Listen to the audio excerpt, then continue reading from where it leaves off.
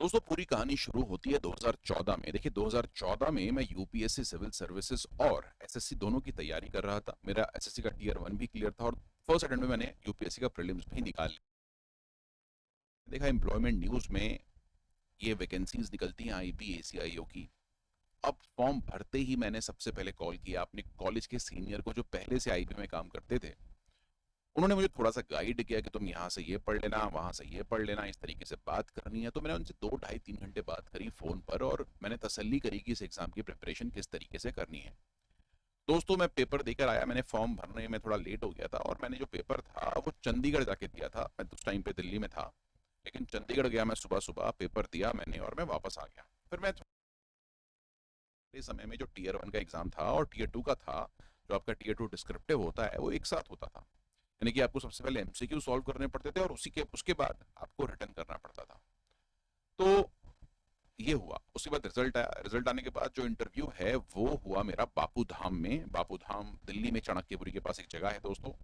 ठीक है, इंटरव्यू से पहले मैंने काफ़ी तैयारी करी, देखा, अपने आप को थोड़ा सा ग्रूम किया, दाढ़ी मूछ काटी, प्रॉपर शेविंग करी, बाल कटवाए। ठीक है, फॉर्मल कपड़े नहीं थे मेरे पास उस समय पर, फॉर्मल कपड़े अपने लिए बनवाए मैंने, सिलाई करवाई। ठीक है, और उसके बाद मैं इंटरव्यू के लिए चला गया। अब जब मैं इंटरव्यू के लिए गया तो सबसे पहले बापू धाम में एक लाइन लगी थी, बच्चे खड़े हुए थे फॉर्मल्स में, हम सब अंदर गए, एक लाइन बनवा दी गई। और लाइन बनवाने के बाद बाहर एक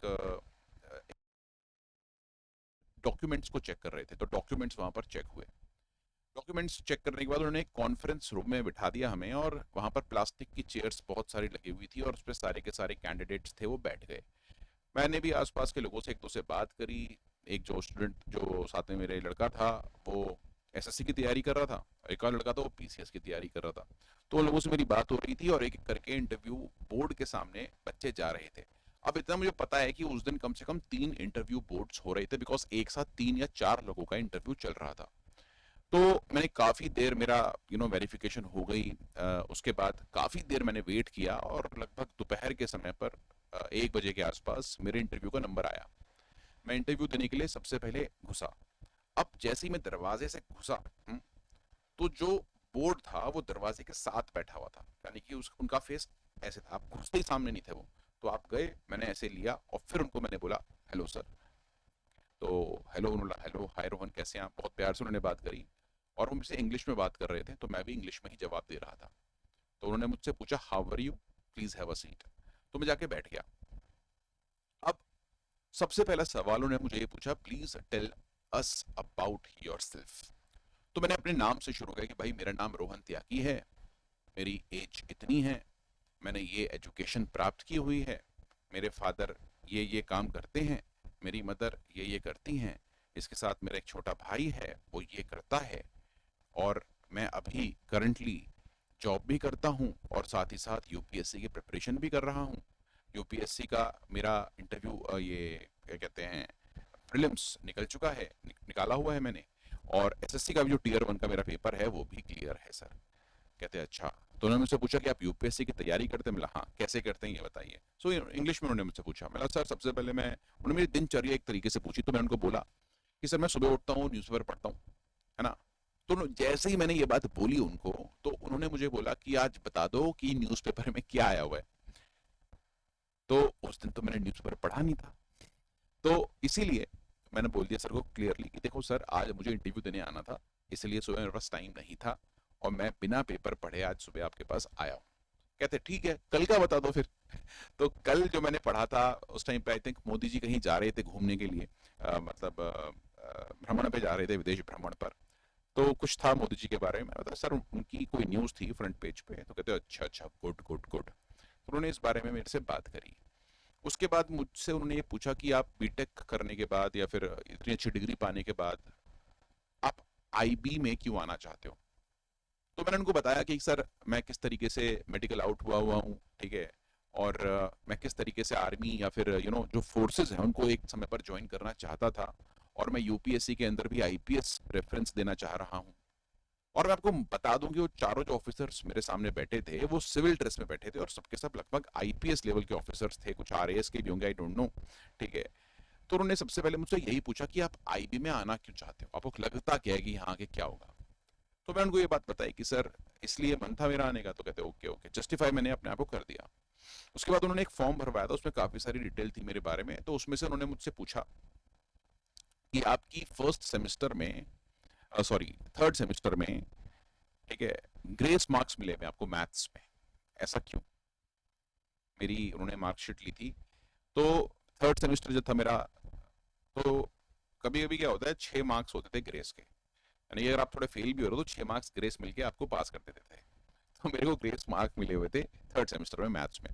उनका क्वेश्चन मुझसे ये था कि आप अभी तक भी, है ना, पहली क्लास से लेके 12वीं क्लास तक आपने मैथ पढ़ी, फिर फर्स्ट सेमेस्टर में आपने मैथ पढ़ ली, सेकंड सेमेस्टर में मैथ पढ़ ली, ये बता दो थर्ड सेमेस्टर में क्या हो गया आपको? आज तक आप मैथ में फेल नहीं हुए, आपकी 10वीं की मार्कशीट हमारे पास, 12वीं की मार्कशीट हमारे पास, फर्स्ट ईयर की सेकंड ईयर की marksheet, first year semester second semester की मार्कशीट हमारे पास, क्यों फेल कैसे हुए?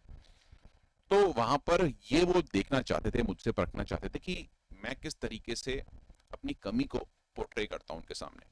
तो मैंने कोई बहाना नहीं मारा, मैंने बोला सर थर्ड सेमेस्टर में बहुत ही डिफिकल्ट सेमेस्टर था, और इस सेमेस्टर के अंदर हमें कुछ नए सब्जेक्ट्स कंप्यूटर के पढ़ने पड़े, डाटा स्ट्रक्चर्स हो गया, सी प्लस प्लस की कोडिंग हो गई। तो सर उसमें मेरा बहुत अधिक समय गया, जिसकी वजह से मैं मैथ्स के ऊपर इतना फोकस नहीं कर पाया और प्रैक्टिस नहीं कर पाया। तो मैंने उनको ये समझाया कि जो मैथ्स है वो एक प्रैक्टिस वाला सब्जेक्ट है, बिना प्रैक्टिस के आप कुछ भी नहीं कर सकते। और मैंने प्रैक्टिस इसलिए नहीं कर पाया क्योंकि मुझे दूसरी चीजों में मैं व्यस्त था, सी प्लस प्लस करने में, डाटा स्ट्रक्चर्स करने में। तो ये एक आंसर उनको जस्टिफाइड लगा, उनको लगा हाँ भाई ठीक है, कोई नहीं, अच्छा हो जाता है, कोई नहीं। उन्होंने बात की, फिर उन्होंने मुझसे इंटरनल सिक्योरिटी के ऊपर बात करनी शुरू की। आई थिंक उस समय पर जम्मू कश्मीर में कोई ना कोई आतंकवादी का हमला हुआ था। उन्होंने मुझसे सबसे पहले पूछा कि जम्मू कश्मीर की जो दिक्कत है वहां पर, उसका कारण तुम्हें क्या लगता है क्या है? तो मैंने बताया कि सर देखो, 3 चीजें हैं। मैंने बोला सर सबसे पहले तो पाकिस्तान की इंटरफियरेंस है, इस तरीके से है आपको पता है, ठीक है, पहली चीज। दूसरी चीज, जम्मू कश्मीर के अंदर एजुकेशन की दिक्कत है। अब मैं उस टाइम पे इतना मैच्योर नहीं था जितना आज हूं, तो मैंने याद बोली एजुकेशन, अच्छा एजुकेशन की दिक्कत है तो, और तीसरी चीज सर इसका सोल्यूशन भी ये है कि आप वहां एजुकेशन दो। तो उन्होंने मेरे को बोला कि भाई देखो, जम्मू कश्मीर का लिटरेसी इतना है, बिहार की लिटरेसी इतनी है, मुझे रीजन बता दो जम्मू कश्मीर में दिक्कत क्यों है, मैं फंस गया वहां। ठीक है, तो बोला सर सॉरी। तो मैं बोला कि sir mostly Pakistan based terrorist आते हैं सर, और पाकिस्तान जो है वही जम्मू कश्मीर के अंदर इंसर्जेंसी क्रिएट करता है, वहां के लोगों को भड़काता है इंडियन स्टैब्लिशमेंट के अगेंस्ट। फिर मैंने लास्ट में अपनी जो लाइन थी ये रखी। तो उनको ये लगा कि यार लड़का चलो ऑनेस्ट है, कम से कम नहीं आ रहा तो बोल रहा है। अच्छा, उसके बाद उन्होंने मुझसे बात करी रेड कॉरिडोर की। तो देखो, जो कम्युनिज्म है बेसिकली भारत में, नक्सलिज्म, कम्युनिज्म, उसका जो रेड कॉरिडोर है जो कि तमिलनाडु से शुरू होता है, आंध्र प्रदेश, उड़ीसा और छत्तीसगढ़, झारखंड, इन स्टेट्स, वेस्ट बंगाल में है। तो उसके बारे में मैंने थोड़ा पढ़ा हुआ था यूपीएससी में, नक्सलवाड़ी और वहां से किस तरीके से शुरू हुआ। तो मैंने उनके बारे में उनको बताया कि सर ऐसे ऐसी चीजें हैं, और इसको भी एक्सटर्नली चाइना में भी या फिर रशिया में भी कोई ना कोई तो सपोर्ट कर रहा है, जिसकी वजह से भारत के अंदर इंस्टेबिलिटी क्रिएट हो। तो इस बात को सुनकर उनको लगा कि हाँ ये तो वेल प्रिपेयर्ड आंसर था मेरा, तो उनके लिए बिल्कुल ठीक बात थी। उसके बाद उन्होंने मेरे को बताया, पूछा उनसे कि इंडिया के अंदर तुम्हें बिग पावर, जो बड़ी पावर्स होती हैं, है ना, उनका क्या इन्फ्लुएंस लगता है? तो उसमें मैंने सोचा क्यों, उस टाइम पे मेरे को इतना आइडिया था नहीं इन चीज़ों का। तो मैंने बोला सर मे बी अमेरिका हमारे साथ ऐसा कर रहा है, आजकल हम अमेरिका के साथ बेहतर रिलेशन कर रहे हैं। उस टाइम पे मेरे को थोड़ा रशिया से चिड़ मची हुई थी, केजीबी की मैंने एक बुक पढ़ी थी उस टाइम पे, ठीक है, और किस तरीके से केजीबी ने हमारे सरकार को खरीदा, मिनिस्टरों को खरीदा, ये सब मैंने पढ़ा हुआ था उस टाइम पे, कुछ थ्योरीज। ठीक है, तो मैंने रशिया के बारे में बोला, हमारा असला रशियन है, और ये उस आंसर से ना वो लोग सेटिस्फाई नहीं हुए। ठीक है, तो फिर मेरे को एक बार याद आया कि यार मैंने पेपर में एक बार पढ़ा था उसके बारे में, द न्यू कोल्ड वॉर। तो मैंने ठीक है यार ये बोल देते हैं।